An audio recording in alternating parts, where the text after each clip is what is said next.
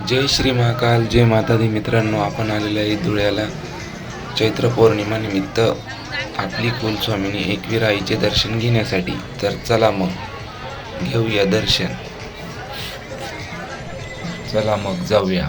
हे बघा मित्रांनो, बाहेरून मंदिराचं नवीन डेकोरेशन करण्यात आलेलं आहे. हा सर्वात मोठा महाद्वार आता बनवण्यात आलेला आहे. इकडं बाहेर पूर्ण मंडप आहे.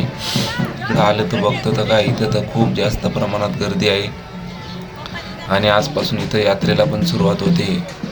हे बघा, पूर्ण अशा रांगाच रांगा आहे मित्रांनो. हे बघा, पुरुषांकरता अलग, महिलांकरता अलग.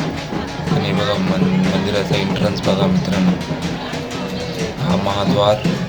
आणि इकडं रथची तयारी होत आहे, रथ सजत आहे. आणि समोर बघा मित्रांनो, किती मोठ्या प्रमाणात गर्दी आहे. आजपासून इथं जत्रा भरते मित्रांनो. आज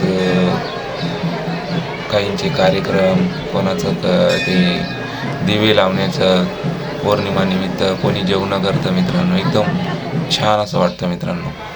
तर चला मग आपण पण पहिले माता राणीचे दिवे लावून घेऊ आणि मग नंतरून दर्शनाला जाऊ. चला मग. हे बघा, समोरून दाखवतो मंदिराच्या गाभाऱ्यात किती मोठ्या प्रमाणात गर्दी आहे. आता आम्ही यज्ञकडे बसलेलो आहेत, तिथं आम्ही दिवे लावत आहेत. हे बघा, माता राणीच्या ज्येष्ठ सामनेच दिवे लावून झालेले. ते बघा, संपूर्ण दिवे, असे दिवे, पूर्ण फॅमिली इथं बसलेली. दिवे लावून जाऊन आरती करून मग माता राणीचे दर्शन करायला जाऊ. चला मग दाखवतो तुम्हाला मंदिराचा गाभारा आणि तिथली डिझाईन आणि मंदिर आणि माता राणीची सुंदर अशी आकर्षक मूर्ती.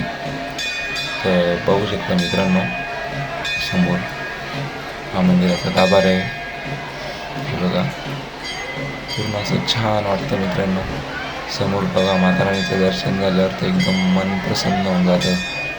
हे बघा, किती खूप मोठ्या प्रमाणात गर्दी आहे. तर दर्शन घेऊन आपण बाहेर आलो मित्रांनो.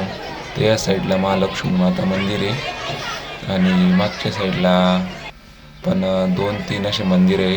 हे बघा, एक परशुराम बालाजीचं मंदिर आहे, एक हनुमानचं मंदिर आहे, अजून महादेवाचं मंदिर आहे. आणि इकडं बघा मित्रांनो, ते गौरी पूजनचं डेकोरेशन पण आहे मित्रांनो इकडं.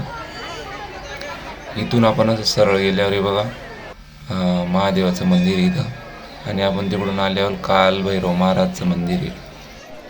कालभैरव महाराजचं दर्शन झाल्यावर मित्रांनो, समोर असं सरळ बाहेर जाण्याचा मार्ग आहे.